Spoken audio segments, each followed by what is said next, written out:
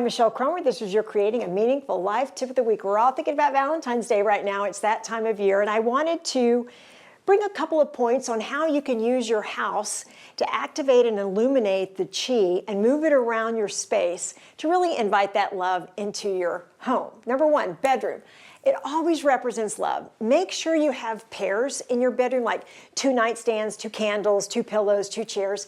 And if you really want to bring the new chi of a new person into your house, then symbolically leave one of the nightstand drawers open so they can put their things in there. Number 2, be cognizant of what you hang over your bed. If you want a relationship, then don't put a single anything representing single energy. You could have 2 butterflies, 2 mountains, or 2 mountains representing love or strength, but don't ever put a painting of water over your bed. You don't want to sleep underneath water symbolically. Number 3, let's go to your closet. Make space for this new person's things. Number 4, bathroom.